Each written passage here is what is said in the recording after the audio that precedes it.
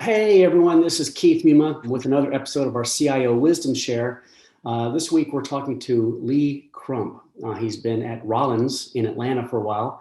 We're going to talk a little bit about some digital transformation. So Lee, thank you for joining us. If you can just give the viewers just a little bit of background about who are you and what are you up to?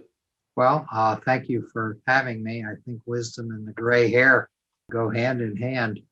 My background, I've been in IT now for 48 years, Keith. I started on punch cards with computers that didn't have the power that we're walking around today in our smartphones or our watches. So a long, long time. I've been at Rollins for 12 years as their CIO. And prior to that, I spent 10 years as the CIO of our largest competitor, Terminix, that was based in Memphis. And I announced my retirement actually fourth quarter of last year, just a little over 3 weeks away from my last day at Rollins. I can't go from 100 to 0 overnight, so I've already been approached about doing some consulting work. So I'll keep busy on a part-time basis. My wife would kill me if I worked full-time after this because she's looking forward to doing some traveling and doing some things like that. So I just can't, I've worked since I was 8 years old. I can't imagine not working. Well, congratulations on that. I know I'm happy for you, that move. So we were chatting a little bit about digital transformation, and I thought it'd be an interesting kind of place to start is kind of share with me, how you've kind of seen the digital transformation, as you've been at Rollins and kind of how that has kind of evolved for you guys. Well, we can talk about, certainly happy to talk about the digital transformation that we've done here. But, I think digital transformation as an activity is not new. We've been doing it for a long, long time. I think terming it digital transformation certainly is relatively new. But I remember when I started on punch cards, we weren't just doing payroll and accounts payable and general ledger. We were truly transforming the tools that we gave our salespeople when they interacted with a customer. And granted, it might be on a printout, but we really focused on not just the financials. And then, as we got into the 90s and the 2000s, what's been wonderful is particularly smartphones, the high-speed network, I think is where now we really can do digital transformations and make it easier for the customer, much easier for the customer to do business with us. But there's also so many things we can provide real time and on the spot for our technicians when they're servicing a customer, for example. Just an awful lot of power there. And we went some time ago. I mean, that was one of our first initiatives when we rolled out our new branch operating system, was eliminating paper, providing everything to the we issued smartphones to all of our technicians. Everything they do is on that smartphone all day long. If a customer calls and we need to insert a stop, we don't need to phone them and ask them to do that. We just pop it into their phone and they're working from that. Production is posted immediately, so we have real-time production information. And more importantly, we are texting the customer, almost an Uber-like experience, to let them know where they are on the schedule and letting them know when we're on the way. You never know what you're going to face, so you can't give an appointment to the exact minute. You might hit an infestation and take longer at a customer than you thought you would.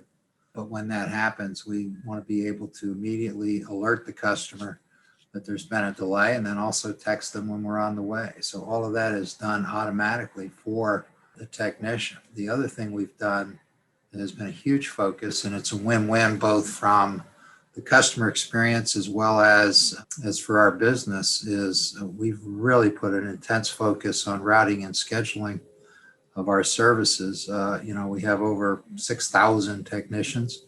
Our labor costs, our highest single cost that we face. Our second highest cost is fleet cost, the vehicles. So if we can reduce drive time and the miles per stop by effectively organizing a route for our technicians, that is money in our pocket. Our fleet cost is, average fleet cost is, variable cost is 22 cents a mile. So every mile we save a technician driving, we save 22 cents. Our average speed is 29.85 miles per hour.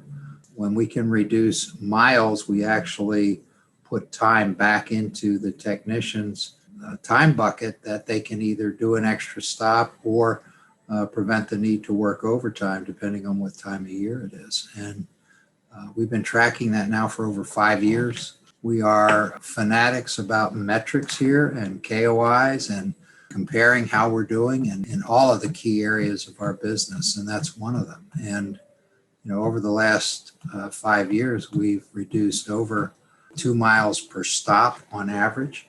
Doesn't sound like a lot, but we do 900,000 services a month. So, that's 1.8 million miles. And it's just, again, you multiply it times the technician time and the 22 cents a mile, and you're talking real dollars. It's over $250,000 per month. But more importantly, that enables us to shrink the time windows that we have to give our customers to what time we think we're going to be there. So you've talked about some time savings, some customer interaction, some scheduling. Are there other large decisions that all this data that you're now collecting is helping your company make to be a little bit smarter about how they do? Again, the entire company runs on metrics, and we are fanatics about it. We have a real-time daily operations report and a management performance report, MPR and DOR, and all of our management team can look, for instance, at a division president level. They can see how their division is doing real-time through the day. They can drill down to a region, a branch, and even down to a specific technician route just by clicking on the line and look at where they stand on their production for the day, for their sales for the day, new starts, any reservice requests, those types of things. So they're making decisions that in the past had to be made through years of experience and seat of the pants and gut instinct. It still helps to have all those things, but it also helps to have the facts and know that they're the facts. They're not just a guess. It's not somebody at a branch filling out a manual report and faxing it upstream, and you're never sure, is this really what the number is, or is this what they wish the number was? We've got the real thing, and we can provide that to them. So that's been exciting. So, were there other technologies that were involved, in your scheduling project? Are you doing any automation, anything like that you can maybe highlight as having a significant impact? Well, we're partnering with a company called Ortec, who is the expert. We're not going to reinvent the wheel. Folks like UPS who've been doing this for years, they do all of their own internal mapping and GPS and do all of that themselves. It just didn't make sense for us to do that. It's not our area of specialty. So we partnered with Ortec. We have a continual connection with them that everything we do is sent to them, and then they are the one that determines where is the best fit and sends it back to us with that information. So that part is all automated. When a customer calls to do a reschedule, we pop up for the person that's on the phone with them, whether they're at the branch or at a customer service center, and the system automatically, it knows where their service technician is going to be, and it presents possible time options that the technician can service them. But they also have the capability, if it's an emergency and the technician is not close by, to ask the customer, do you want to wait and have Bob do this tomorrow afternoon, or Lisa is in your area and she could be by this afternoon. Because some customers have a very close relationship with their technician. Others, it's not quite as important. So we try to leave all of that up to the customer. Have you measured any increase in customer satisfaction or revenue or customer happiness because of the new interaction you have with them? Oh yeah, we track all of our ratings, our social media ratings. Those are reported on, again, down route, branch, region, division, company. Those are compared. We compare them between our different brands. the different brands that Rollins holds. That is a big focus, and that is reviewed quarterly at our quarterly reviews, and people are required to explain why their number has not gone up or if it's dropped. I mean, so that's paid attention to because you have to answer to it. I think if you look at the last 12 years, also, if you look at just our stock performance, which is a result of our continual margin improvement and our revenue growth, our stock in the last 10 years has had a compound annual growth rate of over 20%. I mean, it's just been huge. And, that's a result of increasing sales, reducing costs, being more efficient, reducing customer turnover. Those are all things that lead to that kind of performance.